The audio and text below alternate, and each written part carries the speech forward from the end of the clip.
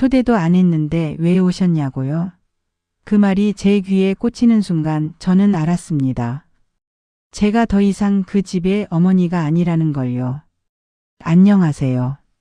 저는 인천 주안동에 사는 70살 한정숙이라고 합니다. 지금은 허름한 월세 단칸방에서 혼자 살아요. 동네 분들은 저를 그저 고물 줍는 할머니 정도로 아실 겁니다. 하지만 예전 제 모습을 아는 사람은 이 동네엔 아무도 없어요. 저는 원래 대연그룹이라는 회사의 창립 멤버였습니다. 전략기획실 상무. 그룹 지분 10%를 보유한 초기 투자자. 회장이 저를 스승이라고 부르던 사람이었죠. 제 한마디에 계열사가 팔리고 제 결제 한 줄로 수천 명의 인사이동이 결정되던 시절이 있었습니다. 그런 제가 왜 지금 곰팡내 나는 방에서 지내게 되었을까요? 남편을 폐암으로 먼저 보내고 혼자 아들을 키워야 했을 때 저는 선택을 해야 했습니다. 일을 계속할 것인가, 아이 곁에 남을 것인가. 그때 제 나이 42. 이미 상무였고 곧 전무 승진이 확정된 상태였어요. 하지만 저는 회장에게 사표를 냈습니다. 회장님, 저는 여기까지 하겠습니다. 이제는 집으로 돌아가야 할 것 같아요. 회장이 말렸습니다. 한상무. 회사가 당신을 필요로 해. 이대로 나가면 너무 아깝잖아. 하지만 저는 웃었습니다. 회장님, 세상엔 회사 말고도 지켜야 할 게 있더라고요. 저한텐 그게 제 아이 하나뿐이에요. 그렇게 저는 화려한 자리를 내려놓고 아들 준호만 바라보며 살았습니다. 고급 아파트를 팔아 학비와 생활비로 쓰고 남은 돈은 비상용 계좌에 넣어뒀죠. 시간이 흘러 아들은 대학을 졸업하고 회계사가 되었어요. 그리고 5년 전 35이 된 아들이 말했습니다. 엄마, 저 결혼하고 싶어요. 며느리 될 사람의 이름은 유가은. 대연그룹 계열사인 대연물류의 마케팅 팀장이었고 능력 있고 야무진 커리어 우먼이었어요. 첫 만남에서 가은이는 깍듯하게 인사했습니다. 어머니, 잘 부탁드립니다. 저 일도 열심히 하고 준호도 잘 챙기겠습니다. 그 말에 저는 참 고마웠어요. 결혼식 날 저는 일부러 가장 평범한 베이지색 한복을 입었습니다. 과거의 영광을 티내고 싶지도 않았고 그저 소박한 시어머니로 보이고 싶었어요. 식이 끝난 뒤 가은이 친정어머니가 저에게 다가와 웃으며 말했습니다. 어머님, 저희 가은이 잘 부탁드려요. 우리 집은 맞벌이가 당연해서 사위도 우리 딸도 일 계속할 거예요. 그 말투에 살짝 묘한 기색이 느껴졌어요. 하지만 저는 그냥 웃어넘겼습니다. 그때만 해도 이 결혼이 제 인생을 이렇게 뒤흔들 줄은 몰랐습니다. 결혼 첫 해에는 큰 문제는 없었어요. 주말마다 둘이 제 월세 방에 와서 김치도 가져다주고 같이 라면도 끓여 먹었죠. 그때만 해도 저는 행복했습니다. 하지만 그 평온은 정확히 2년 만에 깨졌습니다. 가은이가 임신을 했다는 소식을 들었을 때 저는 눈물을 흘렸어요. 드디어 나도 할머니가 되는구나. 저는 손수 아기 이불을 만들고 뜨개질로 부드러운 모자도 짰습니다. 몸조리를 좀 도와주고 싶어서 어느 날 저녁 반찬과 과일을 싸들고 아들 집 초인종을 눌렀죠. 누구세요? 인터폰 너머로 가은이의 목소리가 들렸어요. 나야, 정숙이야. 어머니. 잠시 침묵. 어머니, 오늘은 좀 힘들어서요. 미리 말씀해 주셨으면 좋았을 텐데 죄송하지만 다음에 오시면 안 될까요? 그래? 몸이 많이 안 좋니? 네. 좀 예민해서요. 준호한테 얘기해 둘게요. 또. 인터폰 화면이 꺼졌습니다. 저는 그 자리에서 한동안 멍하니 서 있다가 들고 온 반찬 봉지를 꼭 끌어안고 되돌아섰어요. 그날 밤 준호에게 문자가 왔습니다. 엄마, 다음부턴 오시기 전에 미리 연락 좀 주세요. 가은이가 많이 놀랐대요. 가슴이 철렁 내려앉았어요. 손주 하린이가 태어난 날 저는 그 사실을 이틀 뒤에 알았습니다. 엄마 오늘 병원 오지 마세요. 가은이가 힘들어해요. 그래도 저는 참고 기다렸어요. 산후조리원에 찾아갔을 때 가은이는 저를 향해 억지 미소를 지어 보였습니다. 어머니, 오셨어요? 우리 하린이 좀 안아보자. 제가 손을 내밀자 가은이는 하린이를 꼭 끌어안고 몸을 뒤로 뺐어요. 아직 면역력이 약해서요. 그냥 멀리서만 보시는 게 좋을 것 같아요. 그 후 몇 달간 저는 손주를 안아보지 못한 채 사진으로만 봤습니다. 문제는 하린이 첫 돌 때 터졌습니다. 어느 날 준호에게 전화가 왔어요.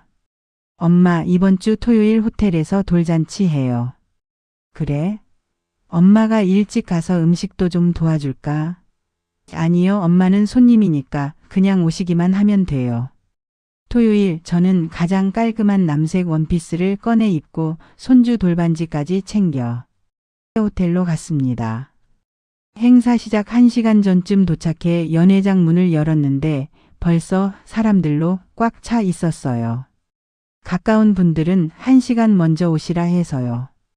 준호가 어색하게 웃으며 말했습니다. 저는 말끝을 흐리며 빈 의자를 찾았어요. 연회장 제일 뒤 기둥 옆 구석에 작은 자리 하나가 비어 있었습니다. 사회자가 마이크를 잡았어요. 먼저 외할머니, 외할아버지께서 축하 인사를 해주시겠습니다. 모두의 시선이 가은이 부모에게 쏠렸습니다. 그들은 하린이에게 금목걸이를 걸어주고 감동적인 연설을 했어요. 그 다음은 없었습니다. 친할머니라는 말은 행사 내내 단 한 번도 나오지 않았어요. 잔치가 거의 끝나갈 무렵 용기를 내어 가은이에게 다가가 말했습니다. 가은아, 할인이 선물인데 나중에 줘도 되겠니? 가은이는 웃지도 않고 말했어요. 어머니, 지금은 사진 찍느라 정신이 없어서요. 그냥 저희 집에 두고 가세요. 그리고는 곧장 다른 손님들에게로 향해 버렸습니다. 그날 밤 버스를 타고 집에 돌아오는 동안 저는 울었습니다. 좋아서가 아니라 서러워서. 그러던 어느 날 준호가 집으로 찾아왔습니다. 엄마 집 문제 때문에 말씀드릴 게 있어요. 집 문제? 지금 사시는 반지하 방 계약이 곧 끝나잖아요. 집주인이 재건축 들어간다고 해서 나가달라네요. 그래? 그럼 다른 데를 찾아봐야겠네. 엄마 서울 말고 강화도 쪽은 어때요? 나는 할인이도 있고 너희도 서울에 있는데 뭘 혼자 시골까지 가니? 준호는 잠깐 눈을 피했어요. 가은이가 엄마가 자꾸 여기저기 오시는 게 부담스럽대요. 회사 사람들한테 보여지는 것도 그렇고. 회사 사람들? 엄마 옷차림이 좀 그러니까 가은이 친구들이 뭐라고 해서. 그러니까 내 아내가 시어머니인 나를 창피해한다는 소리구나. 준호는 아무 말도 하지 못했습니다. 그날 저는 처음으로 아들에게 소리를 질렀어요. 준호야. 엄마가 이렇게 사는 게 왜 그런지 너는 한 번이라도 궁금해한 적 있어? 아들은 대답하지 못했습니다. 그날 밤 저는 오랫동안 열어보지 않았던 낡은 나무 서랍을 꺼냈습니다. 그 안에는 계좌 통장이 들어 있었어요. 잔액 83억 5천만 원. 대연그룹 주식, 비상장 지분, 상가 건물까지 포함해 제 재산은 200억이 훌쩍 넘었습니다. 하지만 저는 아무에게도 말하지 않았어요. 그날 새벽 저는 처음으로 그 통장을 꺼내 들고 한참을 바라봤습니다. 이걸 어디에 써야 할까? 답은 금방 나왔어요.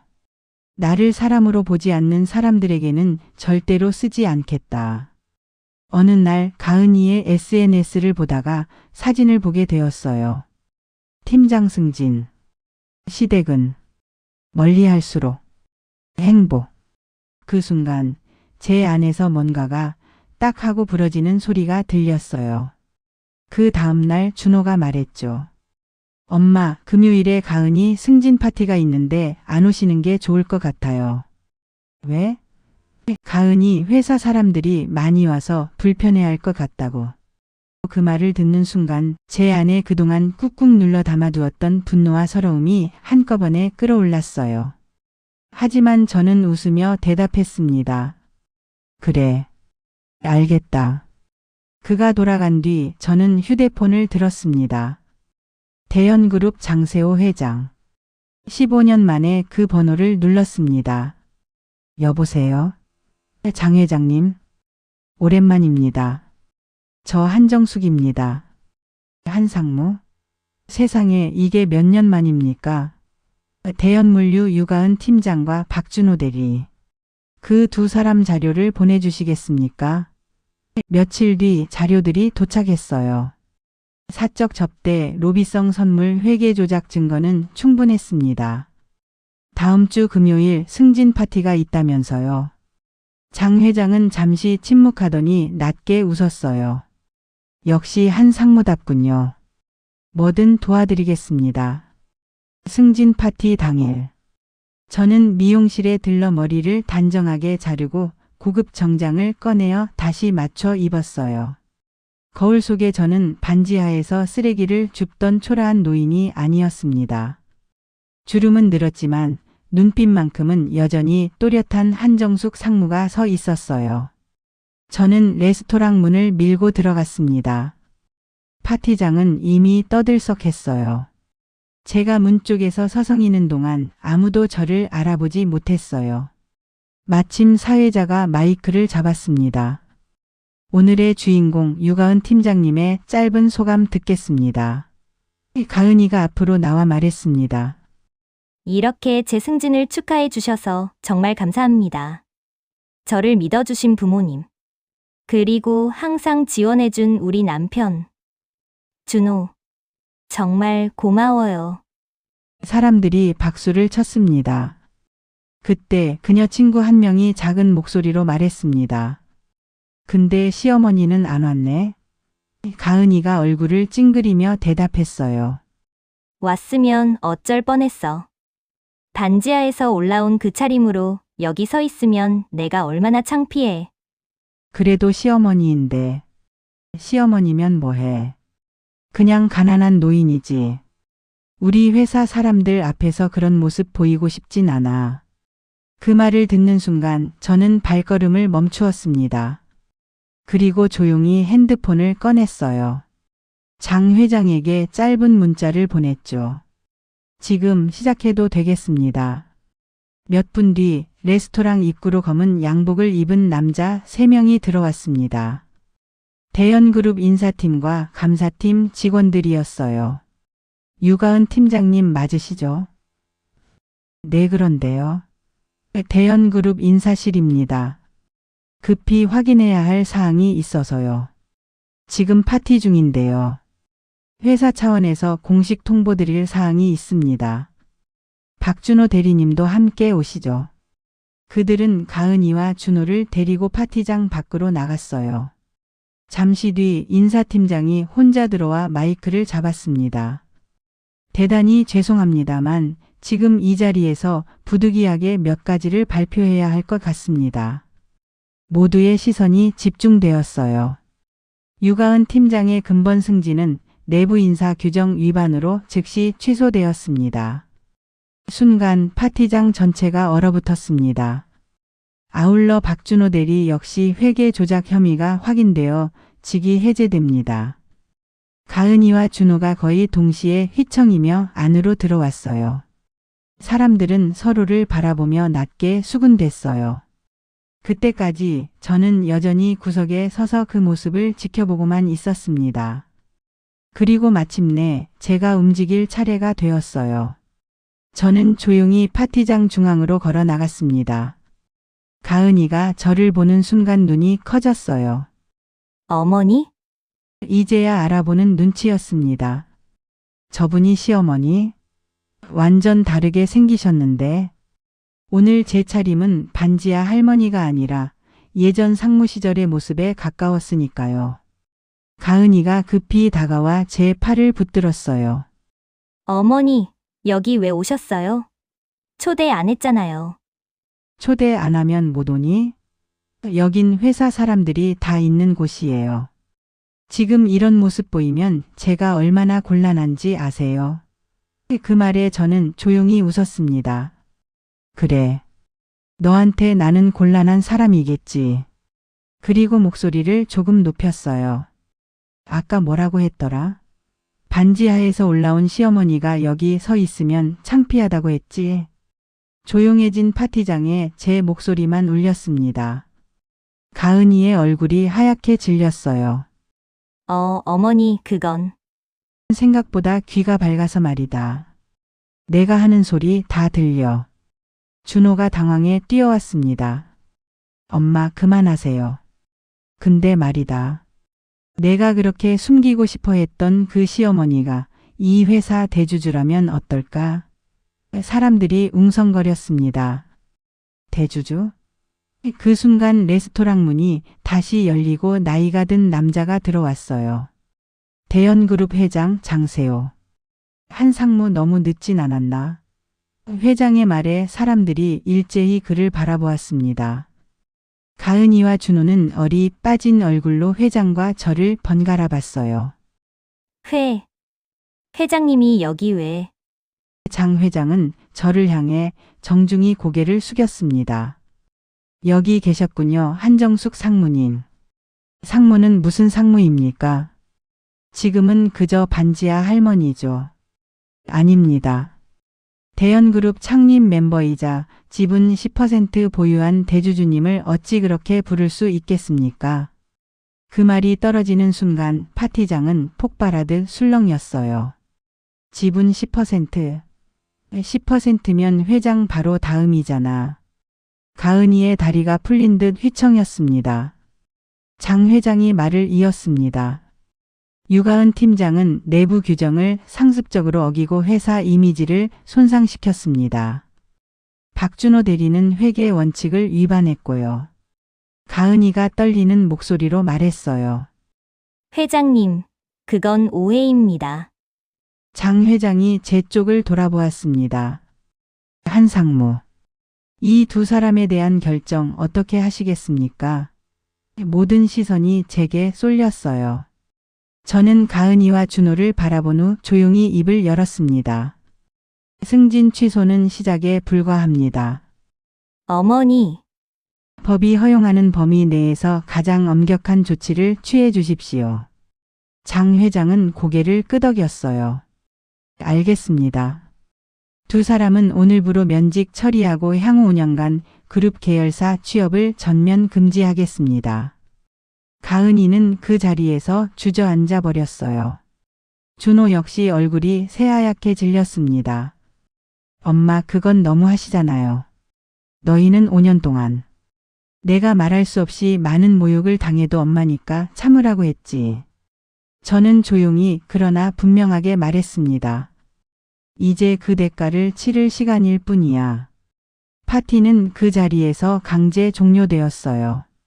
가은이가 울면서 제게 소리쳤어요. 어머니, 어떻게 이럴 수 있어요? 저한테 미리 말씀만 해주셨으면. 미리 말했으면 날 조금 더 예쁘게 대했겠지? 당연하죠. 그 대답에 저는 웃음이 나왔어요. 그래. 그게 바로 문제다. 저는 가방에서 오래된 명함 한 장을 꺼냈습니다. 대연그룹 전략기획실 상무 한정수. 나는 한 번도 너희한테 내가 어떤 사람이었는지 자랑하지 않았다. 그래서 오해한 거잖아요. 가난해 보여서 사람 취급을 안 한 거니? 가은이는 말을 잃었습니다. 주차장으로 내려가는 길 준호가 겨우 입을 열었어요. 엄마 진짜였어요? 그래. 왜 한 번도 말 안 했어요? 내가 물어본 적이 없으니까. 죄송해요, 엄마. 모르는 건 죄가 아니다. 알면서도 모른 척 하는 게 죄지. 그때 가은이가 저에게 매달렸어요. 어머니, 제발 우리 할인이 생각해서라도 이러시면 안 돼요. 할인이는 내가 따로 챙길 거다. 너희가 할인이 앞에서 했던 말, 행동 다 기록돼 있다. 가은이는 완전히 무너졌습니다. 할인이는 엄마가 필요해요. 그래. 엄마가 필요하지. 그러니까 언젠가 정말 엄마가 될 준비가 되면 그때 다시 이야기하자. 몇 달 후 많은 일이 있었습니다. 둘은 해고되고 블랙리스트에 올랐어요. 양육권 소송에서 법원은 제 손을 들어줬습니다. 할인이를 데려온 날 아이가 말했어요. 할머니 집 좋다. 내가 너무 잔인한 걸까? 하지만 떠올랐어요. 돌잔치 때 구석자리 승진 파티에서의 모욕. 아니, 이건 복수이기도 하지만 경고이기도 하다. 한 달에 한 번 그들은 할인이를 보러 왔어요. 그러던 어느 날 가은이가 고개를 숙였습니다. 어머니, 저는 엄마가 될 준비가 안 된 사람이었어요. 어머니가 어떤 인생을 살아오셨는지 조금은 알 것 같아요. 저 정말 몹쓸 짓을 했다는 거 알아요. 저는 조용히 차를 내어주었어요. 용서는 쉽게 말할 수 있는 게 아니다. 알아요. 제가 어떤 잘못을 했는지 평생 기억하고 살겠습니다. 몇 달 뒤 준호에게서 편지가 왔습니다. 엄마, 이제야 엄마가 어떤 삶을 포기하고 저를 키웠는지 알 것 같습니다. 그런데 저는 엄마를 창피해했습니다. 그 죄는 평생 짊어지고 가겠습니다. 사랑합니다. 편지를 읽으며 눈물이 떨어졌어요. 이 아이도 언젠가는 다시 일어나겠지. 지금 저는 대연그룹 사회공헌재단 이사로 노인들을 돕는 일을 하고 있습니다. 할머니 나중에 뭐 될 거야? 내가 어떤 모습이든 좋다. 다만 남을 함부로 무시하지 않는 사람이 되면 좋겠다. 할머니처럼 멋진 어른이 될래. 그 말을 듣는 순간 오래된 상처 하나가 조금은 아문 것 같았어요. 여러분이라면 어떻게 하셨을까요? 정답은 없다고 생각합니다. 하지만 한 가지는 분명해요. 가족이라는 이름으로 누구도 누구를 함부로 대해선 안 된다는 것. 가난해 보여도 노인이라는 이유만으로도 누군가를 하찮게 여기지 말아야 한다는 것. 그 사람의 과거가 무엇이었든 한 사람의 인간으로 존중하는 것. 그게 진짜 가족이고 진짜 인간다움이 아닐까요? 여러분의 생각도 들려주세요. 당신이라면 어떻게 하셨을 것 같나요? 지금까지 재미있으셨다면 좋아요와 구독 꼭 눌러주세요.